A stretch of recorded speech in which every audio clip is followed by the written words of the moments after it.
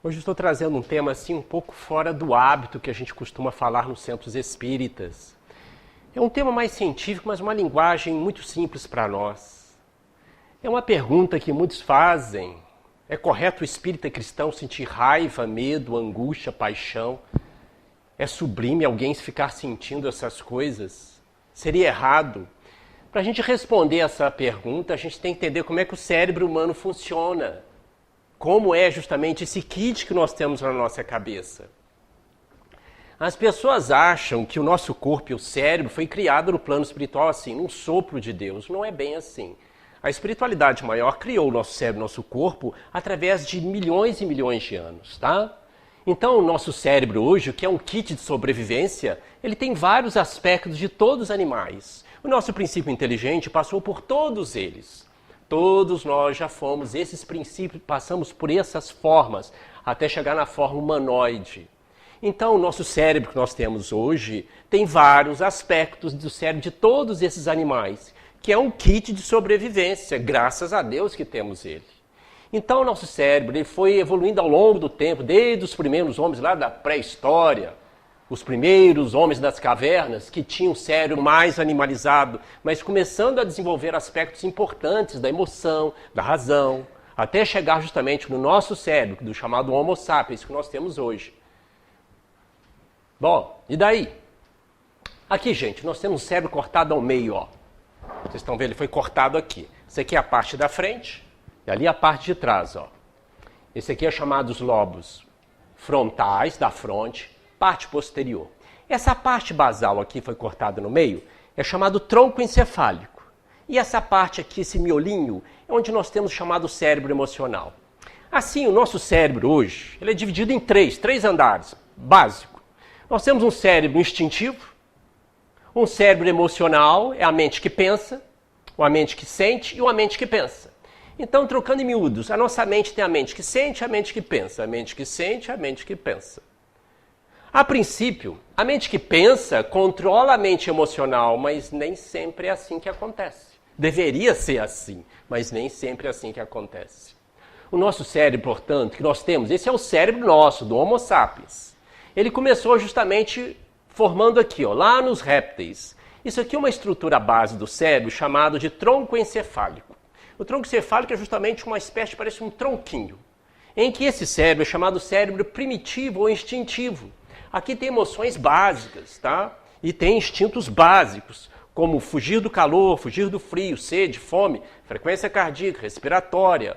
Todos eles estão aqui. E ele atingiu um grande desenvolvimento nos grandes répteis, nos dinossauros. Então esse é um cérebro justamente chamado reptiliano ou instintivo, que todos nós temos. Sem ele a gente nem estaria vivo. E tem um cérebro mais no miolinho chamado cérebro emocional. Esse cérebro foi desenvolvido quando os primeiros mamíferos foram ocorrendo. É o cérebro que dá justamente as nossas emoções mais básicas. Olha aqui que interessante. Essa figura aqui do cérebro, essa parte em laranja é o chamado cérebro emocional, onde está todas as nossas emoções básicas. O medo, a paixão, a angústia, a tristeza, todos eles estão aqui. Esse é o chamado cérebro emocional, que começou a ser desenvolvido nos primeiros mamíferos. E tem uma estrutura dentro dele que eu quero falar, que vai ser a base da nossa conversa agora, uma estrutura chamada amígdala. Nós temos a amígdala da garganta, mas aqui a amígdala tem a amígdala do cérebro. É um núcleo de neurônios, de grupo de células nervosas que está dentro do cérebro. Tem um de cada lado, chamado corpo amidaloide. A amígdala vem do grego, significa apenas amêndoa. É uma bolinha um pouco mais desenvolvida na nossa espécie. Ele é muito importante para a nossa sobrevivência e sobrevivência emocional. Mas ele pode ser um mau patrão. Eu vou explicar daqui a pouco. E com o passar do tempo, o ser humano começou a desenvolver, na espécie humana, surgiu o chamado córtex cerebral. Córtex é chamado casca, a superfície do cérebro. E mais desenvolvido na espécie humana foi os lobos pré-frontais. Ó, essa parte aqui, ó, muito desenvolvida. Nessa parte está o julgamento crítico, a consciência, a lógica. Quero, não quero, posso, não posso. Então, a lógica, o raciocínio crítico, a vontade e até os sentimentos superiores estão principalmente nessa região. Teoricamente, esses lobos pré-frontais vão controlar a área emocional, legal, e é assim que tem que ser. Mas nem sempre é dessa forma que acontece. Então, o nosso cérebro, gente, ele foi desenvolvido de tal forma como um kit de sobrevivência para manter a minha sobrevivência e da espécie. É assim que ele foi feito. E ainda é assim que deve ser. Só que esse corpo amidaloide é um ponto importante do nosso cérebro. Deixa eu dar uma figura aqui. Vejam só, vocês estão vendo aqui uma figura que foi destacada no cérebro, a amígdala, o corpo amidaloide, que é essa estrutura que está lá no fundo, dentro do cérebro emocional. O corpo amidaloide, gente, é o ponto de disparo das nossas emoções. Daqui, ele ocorre os disparos da angústia, do medo, da tristeza, da raiva, da paixão. Paixão aqui tem que ser entendido, não somente aquela paixão romântica, mas é um sentimento que faz a pessoa fazer algo, impulsiona ela a fazer algo. Tem gente que tem paixão por futebol, paixão por comida, paixão por família, paixão por outras coisas. Então é uma coisa que estimula a fazer algo. Então não é apenas a paixão romântica que nós estamos falando. Então esse corpo amidaloide é o ponto de disparo dessas emoções básicas. Bom, e daí? Ele é o kit de sobrevivência de todos nós, porque sem ele a gente não estaria vivo.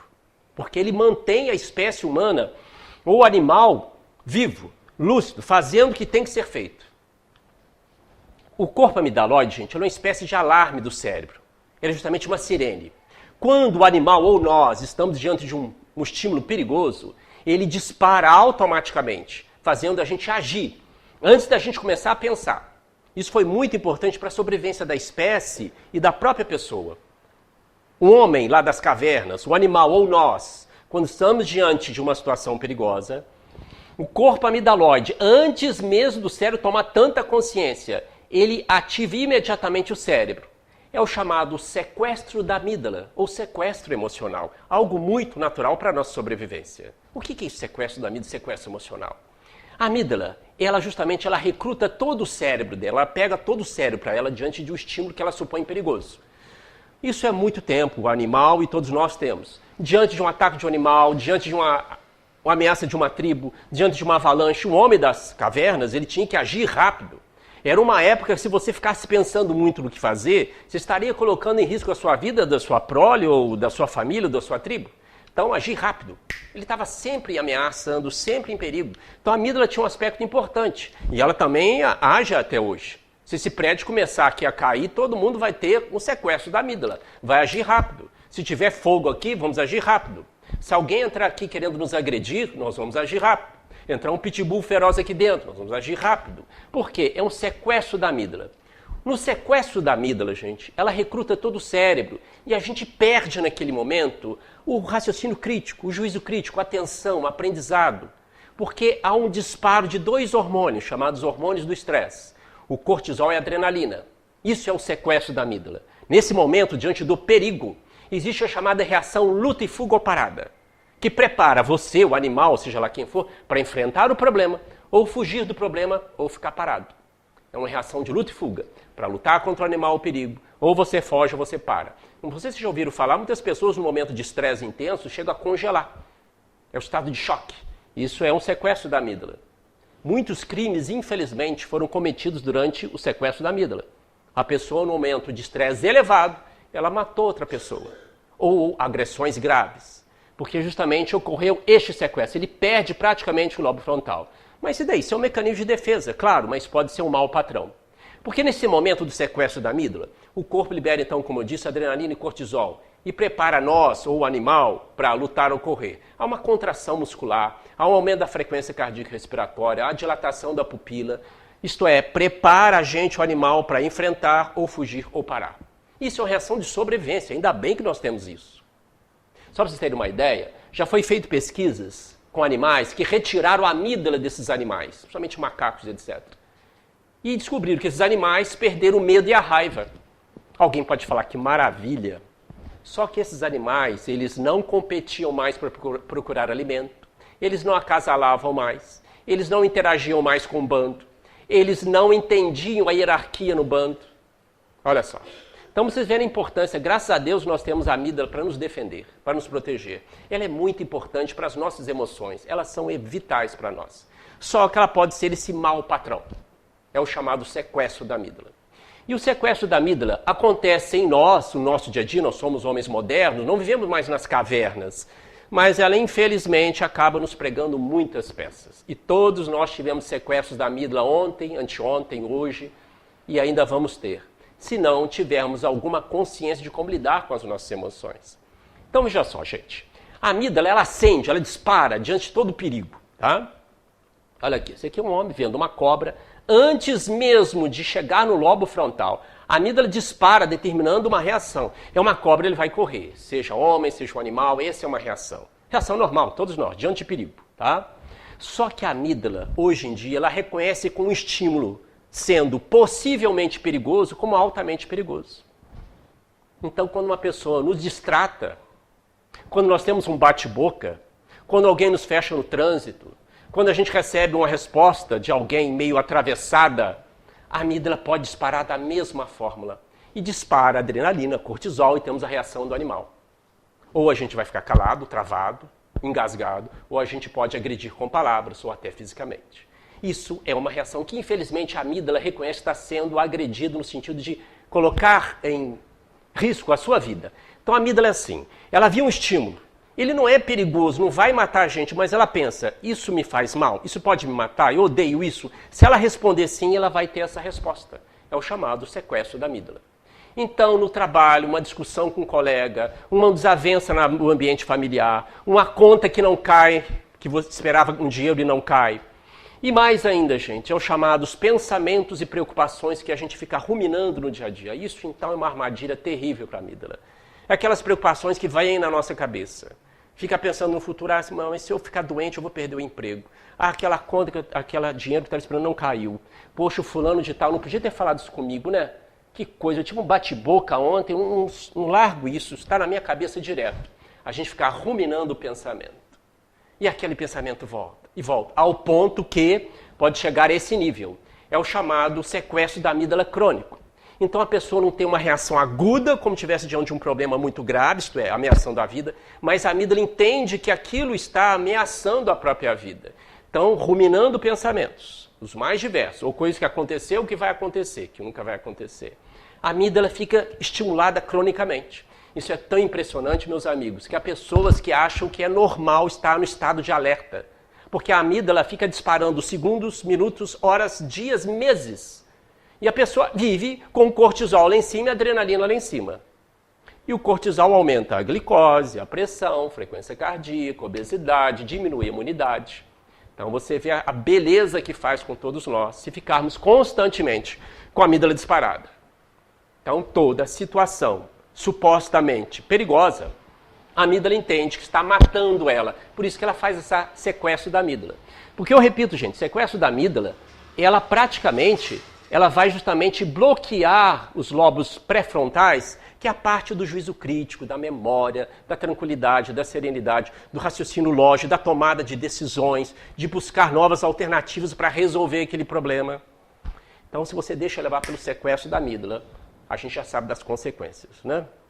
Então, muitos de nós temos esse sequestro crônico, todos os dias, por qualquer coisa. A amígdala dispara. A pessoa entra no emprego, já vê o patrão, o colega do trabalho, já sente desagradável. Aí começa a amígdala a disparar, começa o cortisol, a adrenalina. Ela passa assim o dia todo, não consegue render no trabalho, não foca, porque está preocupada. Eu não gosto do fulano de tal. Ele fez isso ontem comigo. Poxa, mas se eu perder esse emprego, gente? Poxa, meu patrão não podia ter feito isso comigo. Esse tipo de pensamento, a gente fica ruminando no dia a dia. Isso é uma das principais causas de baixo desempenho, seja universitário, acadêmico ou profissional. É um sequestro crônico da amígdala. Porque a amígdala está interpretando, está entendendo que aquilo vai matar ela. Seja justamente uma situação externa, seja preocupações, pensamentos que ficamos ruminando.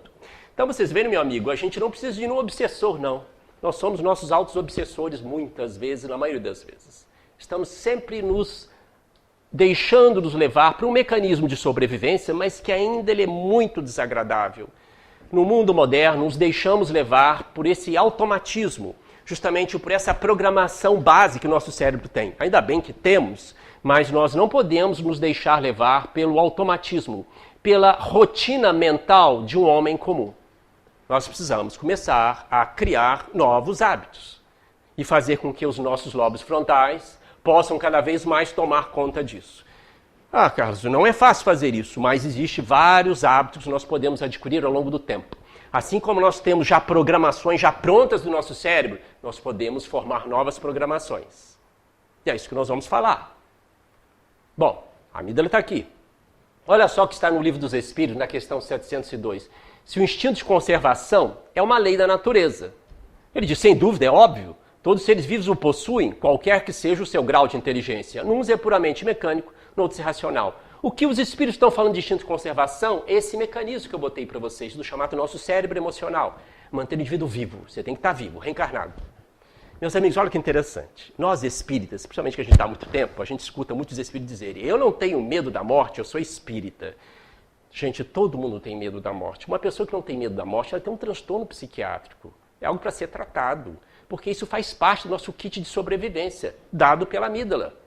Uma pessoa que não tem essa sensação, ela está justamente negligenciando sua vida em qualquer situação. Então todos nós temos medo da morte. O espírito entende mais, ele tem mais consciência do que vai acontecer, do processo reencarnatório. Ele tem mais cognição, raciocínio, mas a emoção de sobrevivência ele tem que ter, senão a gente não fica no corpo físico. Isso é uma estratégia da vida, para não segurarmos na reencarnação.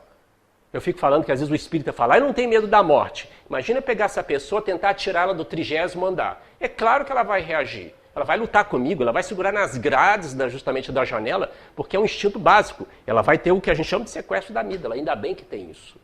Então esse instinto de conservação está lá na amígdala, ele faz parte da nossa sobrevida.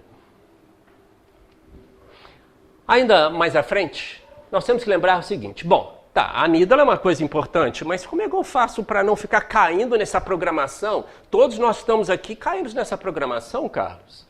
Veja bem, Kardec aqui na questão 907, ele pergunta, o princípio das paixões sendo natural é mal em si mesmo? Paixão aqui deve ser entendida, gente, não só como paixão romântica. É aquele impulso que as pessoas têm para fazer algo. Olha só que ele fala, não, ela não é mal.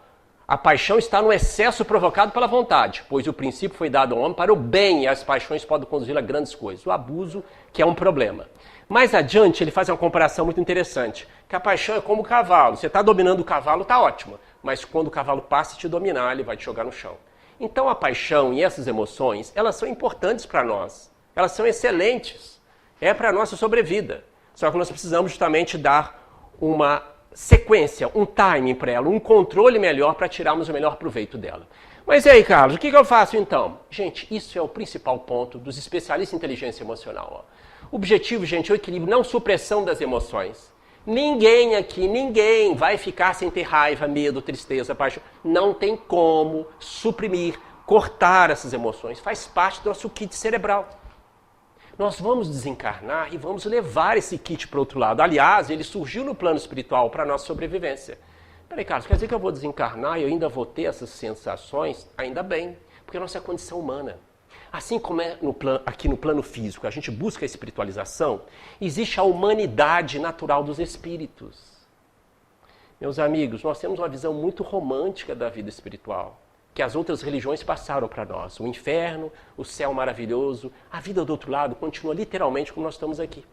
Nós trabalhamos em reunião mediúnica há mais de 30 anos, e não só os livros, mas a gente vê o relato dos espíritos.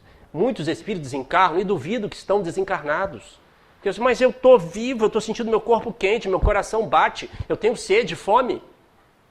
Nenhum espírito vai desencarnar e vai ficar volitando do outro lado. Nossa vida continua literalmente como estamos aqui, gente. O que não foi resolvido aqui vai ter que ser resolvido do outro lado. Principalmente na área das emoções. Se eu sou alcoólatra aqui, eu vou continuar do outro lado. Se eu sou um homem de bem, gosto de estudar, trabalhar, eu vou continuar do outro lado. Se eu tenho ideais aqui, eu vou continuar do outro lado. Se eu sou irritadiço aqui, explosivo, eu vou continuar do outro lado. A morte é apenas um fenômeno biológico, os espíritos sempre vêm nos dizer isso. É apenas uma decomposição, uma disjunção molecular. Se nós desencarnássemos agora, ia continuar daqui a 1 minuto fora do corpo da mesma forma. Da mesma forma. O plano espiritual nos abre mais possibilidades, se estivermos prontos para isso. Mas continuamos da mesma forma. A morte não beatifica ninguém. Não dá angelitude a ninguém. Ninguém vira anjo ou demônio porque saiu, desencarnou. Continuamos da mesma forma. Todos os livros, todas as revelações revelam isso. No plano espiritual, portanto, gente, nós temos muitos de nós, muitos condicionamentos da vida presente. E é assim que deve ser. Faz parte do processo evolutivo. Muitas pessoas desencarnam e continuam tendo a religião que tinham aqui embaixo. Sejam católicos, protestantes, umbandistas, seja lá o que for. A espiritualidade não violenta ninguém. Não é porque alguém vai desencarnar que vai acreditar em reencarnação, que vai acreditar justamente que existe vida em outros planetas ou algo parecido. A pessoa continua com o mesmo modus operandi que ela tinha aqui embaixo. O que ela crê, aquela crença, ela vai do outro lado da mesma forma. Então vamos tirar essa crença ainda muito limitante. A vida continua, literalmente. André Luiz relata que o berço inicia, o túmulo desdobra. Quando a gente desencarna, a gente continua na segunda etapa da própria existência. Não existe racha, não existe quebra. Você continua. É outra etapa. Outras oportunidades. Você vai poder aproveitar ou não. Então, gente, o objetivo é o equilíbrio. Então, como manter esse equilíbrio? Primeiro, a gente tem que lembrar do estresse positivo.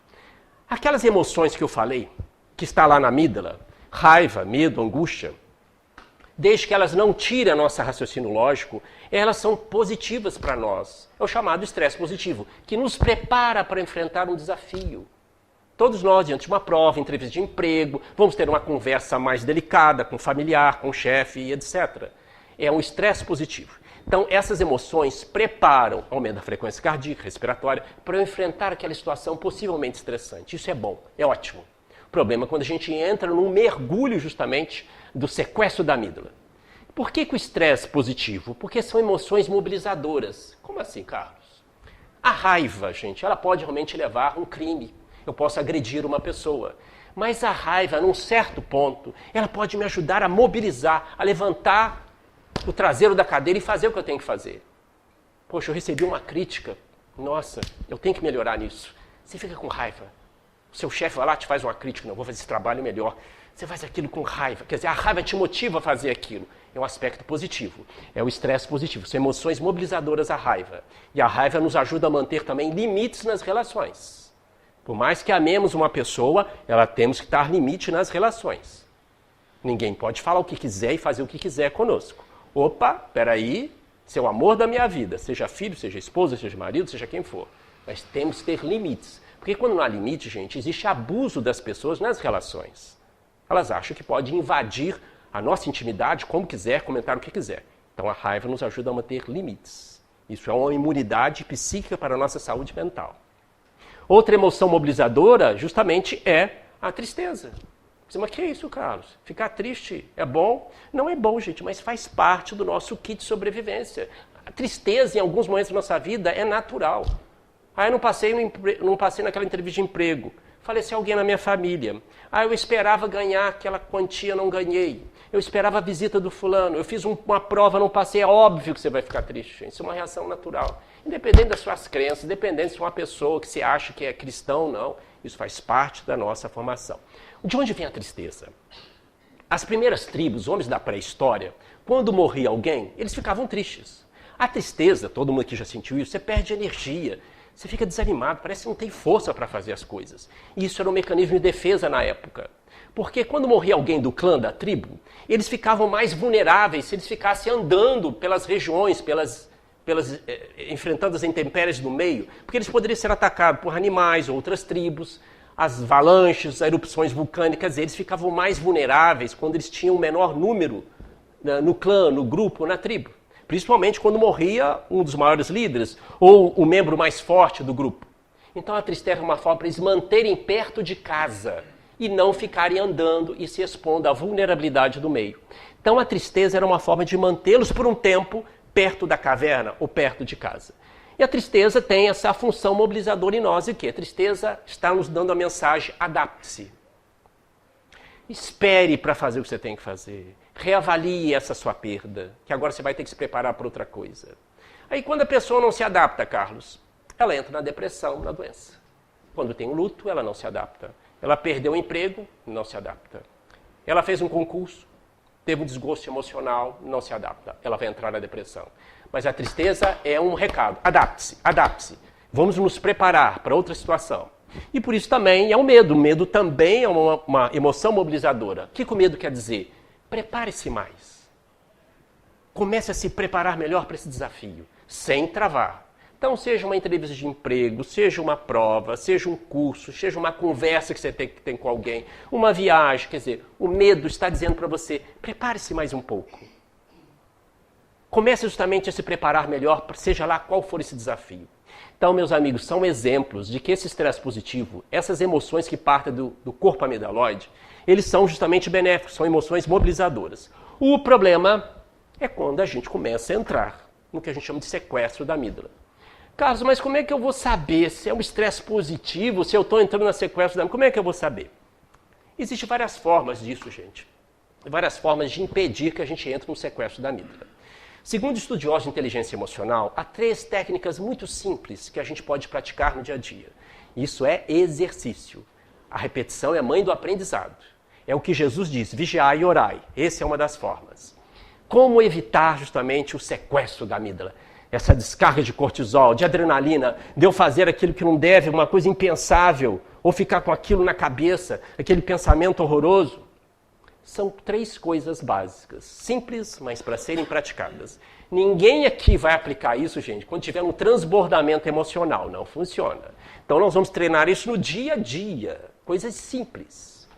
O primeiro, gente, é perceber os sinais físicos de um sequestro emocional. Às vezes as pessoas não percebem isso. Um deles é o aumento da frequência cardíaca, muita gente não vai perceber isso. Mas uma delas é fatal. É a respiração.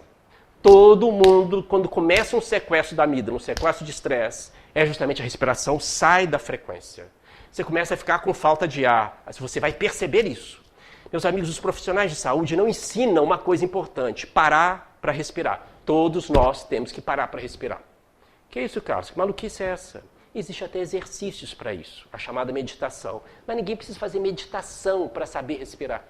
Exercícios básicos, tirar 2, 3 minutos durante a semana para você fazer a inspiração pelo nariz, reter e soltar pela boca. Retém, solta pela boca. Faz isso 2, 3 minutos. Mas que maluquice é essa, Carlos? Meus amigos, a respiração, ela dá um novo biorritmo para o seu cérebro. Ela está avisando o seu cérebro, desacelere, produza mais para mim outros neurotransmissores, hormônios da felicidade, como dopamina, serotonina, ocitocina, que acalmam você. E acalmam justamente. Você já viu quando a gente está no meio, começando a ficar meio estressado, alguém fala pra gente, respira, respira. Parece que a gente fica mais nervoso ainda quando a pessoa fala assim, né? Mas é momento literalmente de respirar mesmo. Parar na hora e começar. Encher o peito, soltar. Isso é exercício. Ninguém vai esperar um momento de estresse para fazer isso. Exercício, gente. A repetição é a mãe do aprendizado. O cérebro trabalha assim. Eu vou entrar nesse detalhe daqui a pouquinho. Então, gente, há uma das coisas, perceber a sua respiração. Toda vez que a gente começa a entrar no sequestro da amígdala, começa a entrar num momento de descontrole emocional, verificar a respiração. E começar a inspirar, reter e soltar para dar outro ritmo para o cérebro.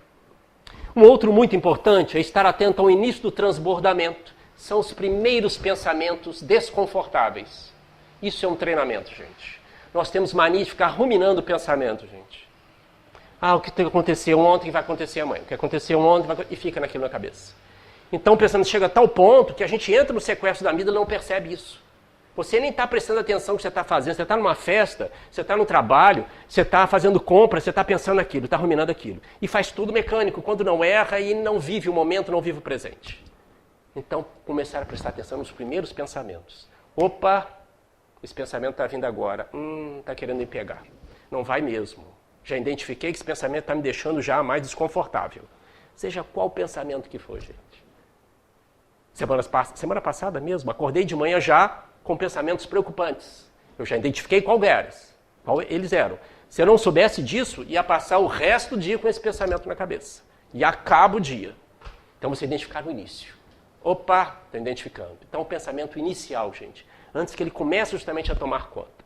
E uma outra forma ainda de fazer com que esse pensamento não fique na nossa cabeça é duvidar, questionar esse pensamento veementemente. Como assim? Na hora da conversa interna, que está lá conversando com o pensamento, está ruminando, falar com o pensamento. Não, aqui ó, ser agressivo com o pensamento. Cala a boca, senta aí. Eu estou em outro momento, eu não vou resolver isso agora. Eu estou trabalhando, eu estou no aniversário, eu estou fazendo compra. Fica sentadinho aí, depois eu converso com você. Se você está falando nem é verdade, é uma forma de questionar o pensamento. Se ele ficar, se duvidar dele. Isso é exercício, gente.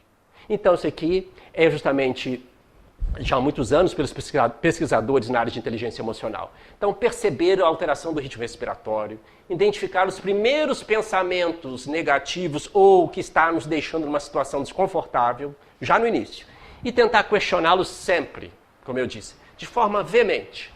Isso é uma forma justamente de combatermos o sequestro da amígdala, que, como eu disse, pode nos levar à tragédia, não só um quadro de estresse.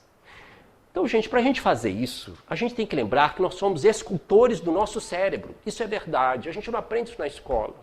Olha essa coisa interessante. Isso aqui é uma coisa muito importante. Poucas pessoas no planeta Terra sabem disso. Deveria saber mais. É chamado neuroplasticidade. O que é neuroplasticidade? O que é isso? Nós somos escultores do nosso cérebro. Até o início da década de 90, achava que o cérebro era assim. Ele tem um número X de neurônio. Morreu, morreu, acabou. Você não pode mais mexer no seu cérebro. Você nasceu assim e vai assim pro resto da vida. Isso caiu completamente por terra. Eu estou falando aqui com argumentos científicos, tá? Você tem vários trabalhos para isso, quem quiser pesquisar. Então, justamente, a neuroplasticidade, gente, vem de neurônio, célula nervosa, com plástico. Então, neuroplasticidade, a capacidade de moldar o nosso cérebro. E nós somos realmente escultores do nosso próprio cérebro. Então, a repetição é mãe do aprendizado. Então, toda vez que você fala alguma coisa, pensa alguma coisa, que você faz algum gesto, repetidamente, você passa a determinar como seu cérebro deve funcionar. Isso é muito, muito importante. As pessoas, nós não temos consciência disso. Nós estamos sempre deixando o nosso cérebro trabalhar no automático. Vai, até que a gente começa a ter um sequestro da amígdala. Então, começar a ter essa percepção de nós mesmos. Então, gente, isso é muito, mas muito sério que estou falando. Tudo que você pensa, faz, sente, você determina que seu cérebro passe a trabalhar daquela forma. O cérebro, gente, quando a gente faz algo repetido, pensamento repetido, emoções repetidas, ele passa a gerar novos circuitos dentro dele, novos caminhos dentro dele. E quanto mais a gente repete uma frase, uma emoção ou alguma coisa, ele passa a ficar cada vez mais forte aquela conexão. Um exemplo simples, pronto, aqui muitas pessoas têm carteira de habilitação, muita gente aqui sabe dirigir. Quando a gente está aprendendo a dirigir, tudo fica muito racional no início. Eu vou ligar o carro, eu vou pisar na embreagem, passar a primeira, o carro sai, agora a segunda. É assim no início. Depois fica automático. Fica o cérebro inferior, aquela coisa mais automatizado. Todo mundo sabe que é assim, porque o cérebro já criou novas conexões para fazer aquilo rápido.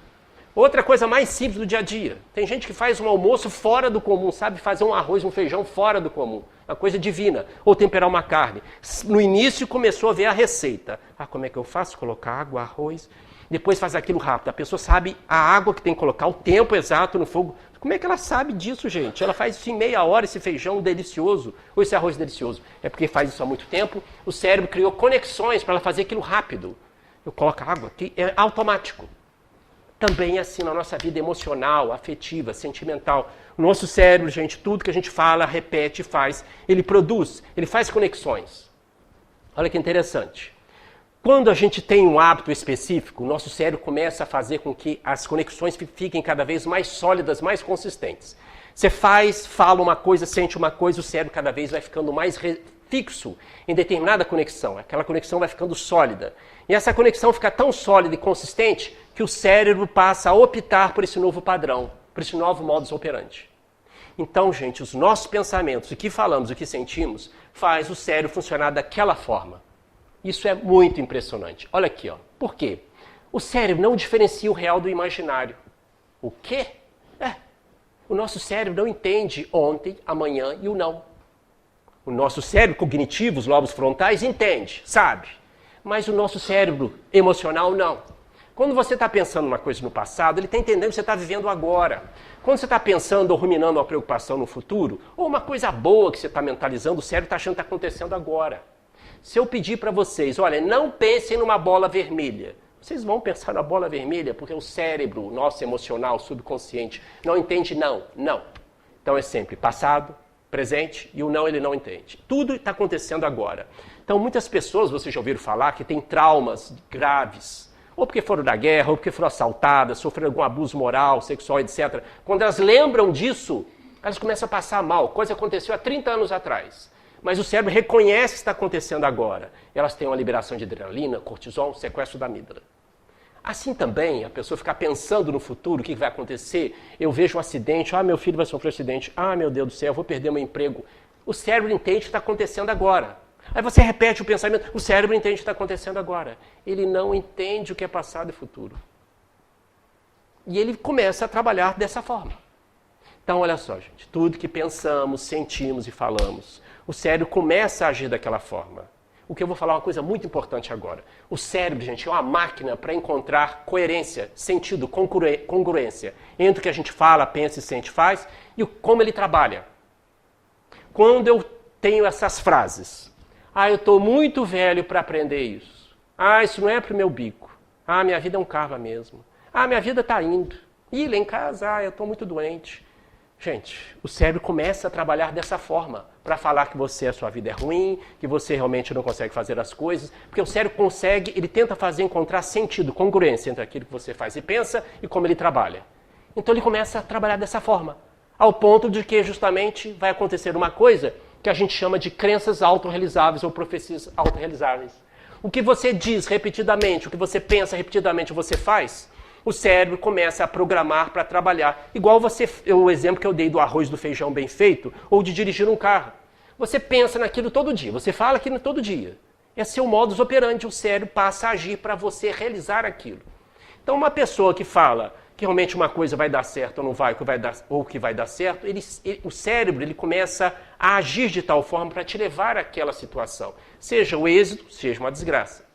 Um dos maiores professores de coaching, o Dr. José Roberto Marques, ele fala assim, as pessoas acham que eu sou profeta. Ele é um grande estudioso em coaching e inteligência emocional.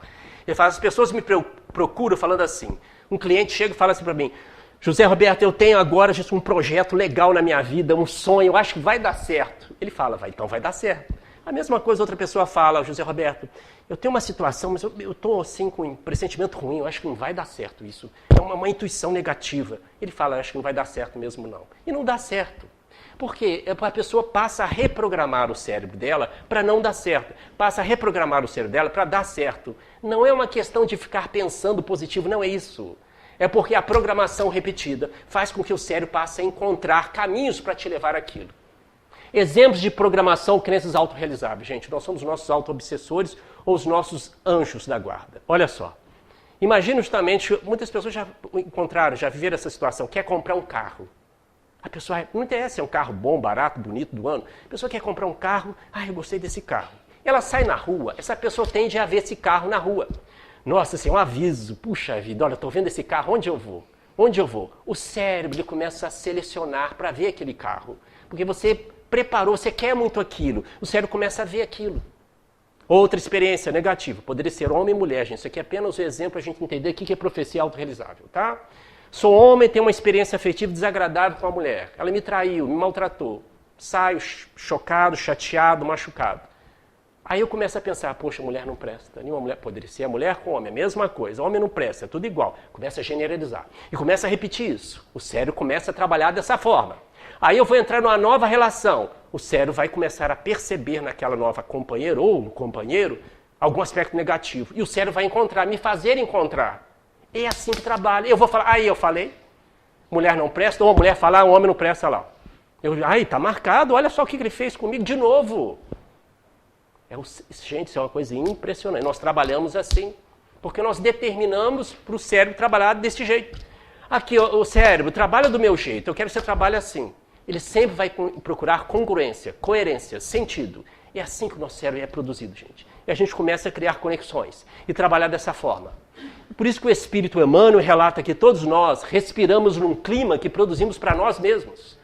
O que você pensa, sente, faz, o cérebro começa a funcionar daquela forma. E começamos a criar uma série de ambiência fluídica e de alterações psíquicas no ambiente da nossa mente. Então nós representamos os pensamentos mais profundos que temos através dos fluidos que temos à nossa volta. Então veja só que coisa linda, a inteligência emocional, as neurociências, vem comprovar o que o Espiritismo está dizendo textualmente há muito tempo. Que nós somos os nossos próprios obsessores, ou que nós somos também os herdeiros das nossas próprias ações. Nós somos construtores do nosso próprio destino. Então, gente, nós somos capazes justamente de modificar completamente o nosso cérebro através mudando nossos hábitos, como falamos, o que falamos e repetimos. E mais ainda, gente, É incrível.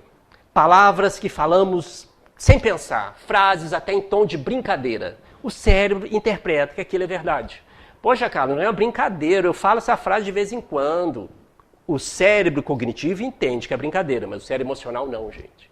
Nós temos vários vícios linguísticos que carregamos desde a nossa infância. Frases que nossos pais falavam, a gente continua a repetir. Se são coisas boas, ótimo. Mas são coisas que produzem escassez, doença, sentimento de angústia, tristeza, de que não sou capaz. A gente tem essa programação mental. Imagina uma criança que sofreu bullying na infância. Ela começa a chegar na vida adulta achando que ela não é merecedora de amizade, de um grupo amoroso. Porque ela acha que aquilo foi implantado nela. A rejeição, ela começa a crescer que está sendo rejeitada. Que isto é, ela não pode ser amada. O cérebro dela preparou ela para isso. Bom, eu aceitei essa programação. Eu não fui amado, então eu não tenho o direito de ser amado. Porque as pessoas realmente não gostam de mim. Porque realmente eu tenho aqueles defeitos que me colocaram. Eu acho que isso é verdade. Então, assim, mas não é possível, Carlos. A mente consciente dela sabe que não é isso. Mas foi implantado essa crença nela, no cérebro dela. Assim somos nós. O que você fala, repete, faz, o cérebro começa a trabalhar desse jeito para levar você a ações daquele jeito. Isso é algo impressionante. Então, meus amigos, as crenças realmente são autorrealizáveis. As crenças é um conjunto de valores, significados, é como eu vejo o mundo, é a opinião que eu tenho sobre mim, sobre as pessoas, sobre a vida. Então, nós temos a capacidade de mudar esses hábitos. E mais ainda, olha que coisa impressionante, gente. Olha que coisa impressionante. Eu coloquei uma referência bibliográfica para quem quiser pesquisar. Isso aqui é um trabalho científico de uma revista de psicologia chamada Behavior Therapy. Olha só, em torno de 91% das nossas previsões de preocupação nunca acontecem. O espírito de Joana de Ângeles falou isso há mais de 20 anos para o Divaldo Franco numa mensagem. A maioria das preocupações nossas para o futuro nunca vão acontecer. Olha o trabalho científico realizado em 2020. Está aqui, ó. Falando que 91% das nossas preocupações não ocorrem. Olha que maluquice, como o nosso cérebro trabalha.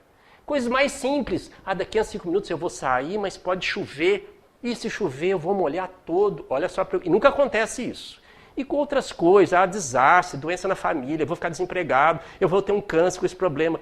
Isso não ocorre. Olha que coisa impressionante. Olha como é que o nosso cérebro nos prega peças. Imagina a gente ficar cultuando e pensando nisso o tempo todo.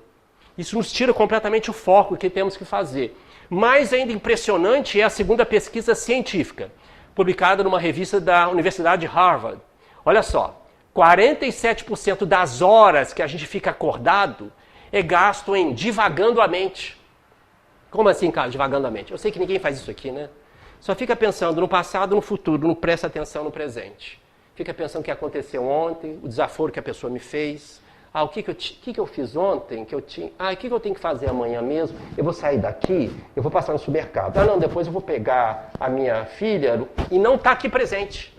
A gente está sempre ruminando ou divagando o pensamento, ou no passado, ou no futuro, nunca presente. Meus amigos, isso aqui é uma pesquisa científica. Quase a metade do tempo que a gente fica acordado, a gente está divagando o pensamento. E esse trabalho científico demonstra que quando a gente começa a fazer isso demais, isso é um fator preditivo positivo para a infelicidade. Isso aqui é um marco para a pessoa desenvolver tristeza, infelicidade, angústia e entrar no quadro depressivo. Porque ela nunca está no presente. Como as filosofias orientais vêm dizer e o Espiritismo vem nos falar. O presente é um presente de Deus. É estar no momento, com tempo de qualidade. Eu estou aqui falando, eu estou aqui no centro, eu estou prestando atenção. O que eu vou fazer o melhor? Eu estou lendo, eu estou trabalhando, eu estou cozinhando, eu estou conversando com alguém. É aquele momento. Vamos desligar de tudo. Então, esse é um exercício para a nossa mente. A gente sair desse automatismo que nós estamos tendo. Divagando a mente. Indo e voltando. Isso é questão de treinamento. É a nossa capacidade de fazer o nosso cérebro trabalhar por nós. Isso, gente, é mais impressionante ainda. Eu falei dos nossos vícios linguísticos. Frases que falamos inocentes de forma repetida. E aqui, gente, postura corporal. Você fala assim, que é isso? A postura corporal faz o meu cérebro trabalhar de determinada forma? Impressionante. Eu já citei até essa autora aqui em outras palestras. É uma psicóloga da Universidade de Harvard, chamada Amy Cuddy. Ela relata, por exemplo, alguns trabalhos dela. Ela publicou um livro chamado Poder da Presença, eu indico para vocês lerem. Ela fala, por exemplo, uma pesquisa da posição da Mulher Maravilha. Pode ser do Super-Homem também, mesma coisa. Pessoas que ficaram 3 a 5 minutos com a posição da Mulher Maravilha. Mãos na cintura, peito estufado, o queixo erguido. Pedir para essas pessoas, essas pessoas que foram pesquisadas, ficaram assim 3 a 5 minutos. Depois dosaram a testosterona e o cortisol delas. Elas tinham um aumento da testosterona, que prepara a pessoa para enfrentar um desafio, e diminuição do cortisol, que é o hormônio do estresse e que ativa o corpo amidalóide, que eu falei para vocês no início. Então, justamente, a Amy Cuddy fez esse trabalho científico fantástico, demonstrando que essas pessoas tinham mais autoestima para fazer uma entrevista, para justamente fazer um trabalho, quando iam fazer uma prova. Elas sentiam justamente com um grande sentimento de autossuperação, um grande sentimento de coragem para realizar aquilo. Então, é um trabalho científico dessa psicóloga. Então, gente, vocês viram que a postura corporal vai determinar o que o meu cérebro faz. Imagino que a gente pensar e falar várias vezes ao dia. Mais ainda, outro trabalho científico muito interessante, ele tem alguns resultados inconsistentes, mas só para dar exemplo, como a postura corporal durante alguns minutos pode influenciar nosso cérebro a produzir químicas benéficas e outras maléficas. Foi feita uma pesquisa com essa chamada teoria do biofeedback facial.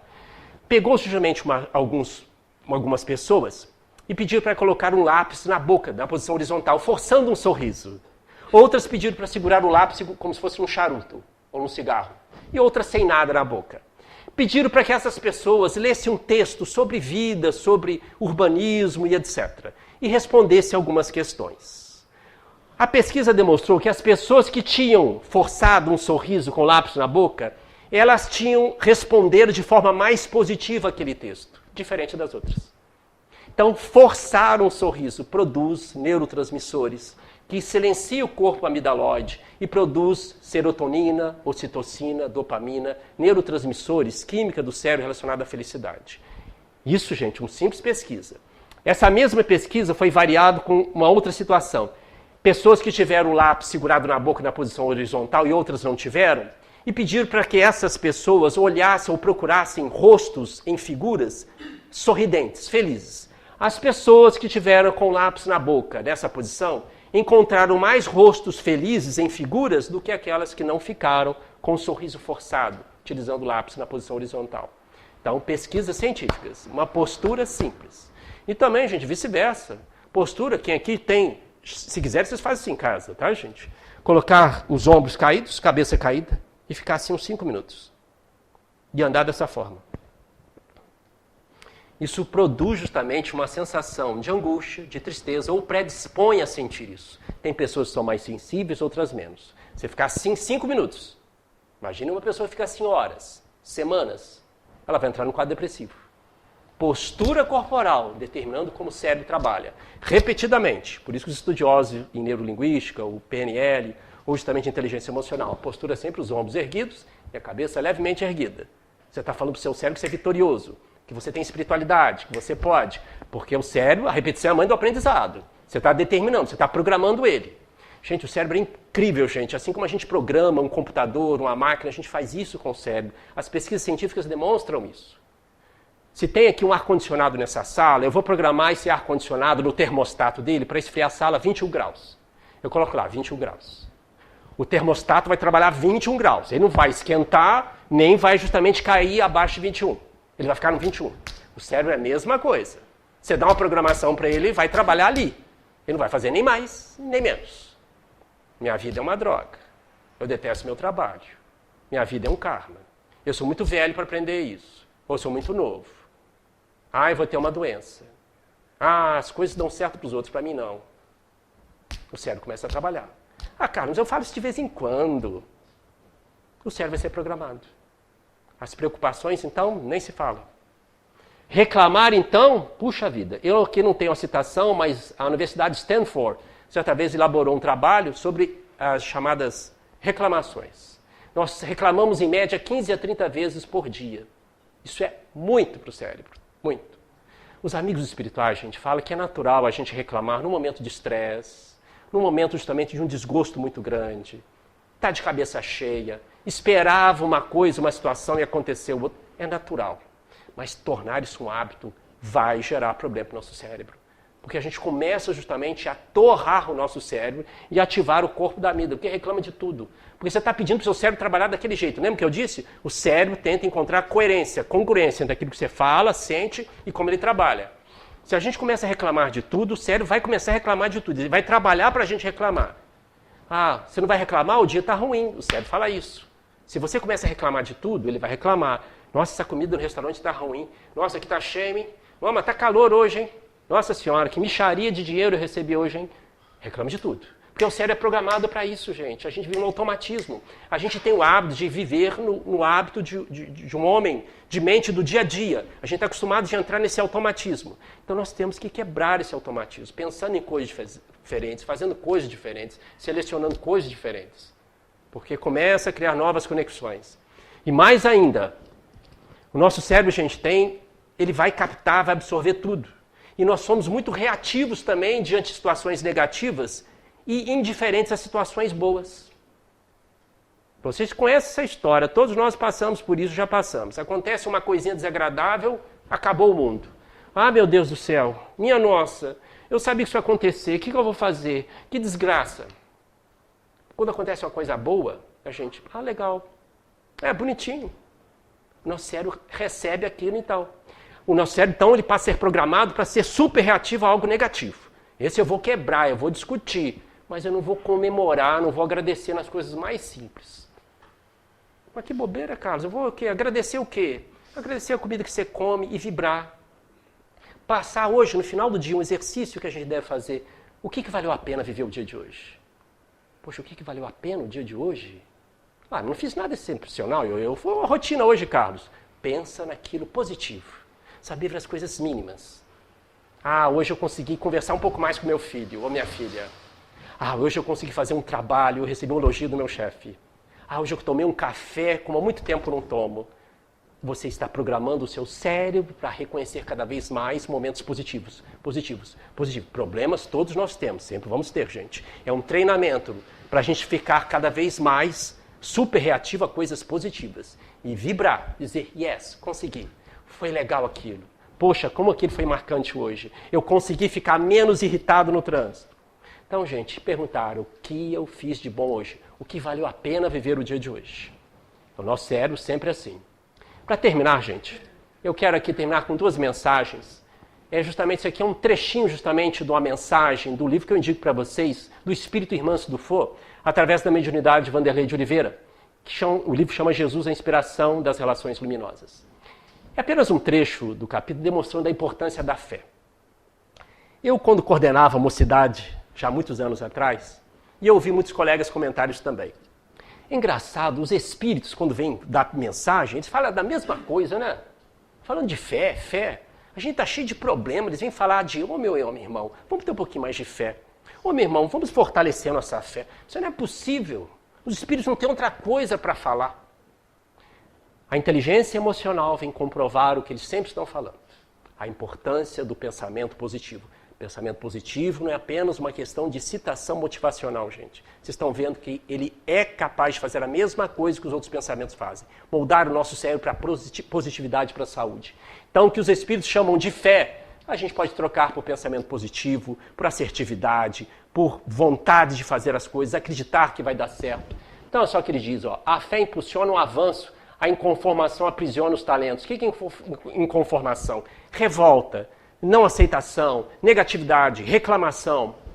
A fé cria movimentos na direção do destino. Olha só, o pensamento positivo faz o seu cérebro, qualquer pensamento, mas trabalhar para você. O cérebro leva você a fazer ações inconscientes para chegar em determinado ponto. A fé cria esses movimentos. A inconformação altera a rota do rumo da desorientação. Reclamo, a vida está péssima, não faço, tenho que fazer... tenho hábitos terríveis, mesmo em tom de brincadeira, fico falando coisas pejorativas sobre mim e sobre a minha vida. A fé realiza, isto é, o pensamento positivo faz o cérebro ter aquela ação para o que você quer. A inconformação desanima. A fé aprimora o raciocínio, a inconformação nos confunde. E para terminar, eu quero terminar com esta frase da Mary Shelley. A Mary Shelley, ela não é conhecida no nosso meio, mas vocês conhecem um trabalho que ela escreveu. Mary Shelley foi uma escritora, uma mulher muito moderna para a sua época, do século XIX, na Inglaterra. Foi uma mulher muito inteligente. Escreveu vários livros, mas a obra mais conhecida entre nós é o Dr. Frankenstein. É esse épico gótico que sofreu várias modificações para o cinema, para o teatro. Ela é autora do Dr. Frankenstein, o Monstro Frankenstein. E ela nos deixa essa brilhante frase que eu quero comentar sobre ela. Olha o que ela diz, gente. Uma infelicidade se caracteriza por um ser que sempre sabe mais que deve, mas nunca sabe que tudo que precisa. Quer dizer, a pessoa sabe mais do que deve, mas não sabe daquilo que realmente precisa. Meus amigos, há muitas pessoas, todos nós, e muita gente, quer ficar menos estressado, quer ter muita prosperidade, felicidade e alegria. Mas essa mesma pessoa que deseja isso, ela discute todo dia dentro de casa com os familiares, entra na internet ou nas redes sociais para bater boca, não come bem, não dorme bem, não faz atividade física, acha que fazer psicoterapia é coisa de doido, reclama sempre que está com falta de dinheiro ou falta de tempo. Isso vai dar certo? Essa pessoa vai ter prosperidade e crescimento? Você acha que essa pessoa vai conseguir fazer alguma coisa? Quer dizer, ela sabe de muita coisa, está sempre na internet, está sempre vendo notícias e etc. Mas nunca sabe de tudo que precisa, que é aquilo que faz a pessoa crescer. Então, a mensagem de Mary Shelley, numa época que só existia a imprensa escrita, a gente deve começar a selecionar coisas mais saudáveis para o nosso cérebro, para a nossa emoção, para o nosso espírito. Começar a selecionar mais os nossos filmes, selecionar quem seguimos nas redes sociais, selecionar justamente o tom ou o conteúdo das conversas que temos com os amigos ou com os grupos, selecionar o que a gente lê, selecionar os nossos lazeres, para começar a programar o nosso cérebro, para sair dessa rotina mental de homem comum ou dessas programações que nós temos, que foi feita desde a infância, ou até de outras vidas. Nós somos repetidores de comportamento, como diz o Espírito Filomeno de Miranda. Muitas das crenças que temos hoje, nós começamos lá atrás. Então está no momento mais do que nunca começarmos a adquirir bons hábitos. Esses bons hábitos se faz repetidamente. 1, 2, 3, até um ponto que ele passa a ser automático. Que Jesus nos abençoe, muita paz. Obrigado pela atenção de vocês.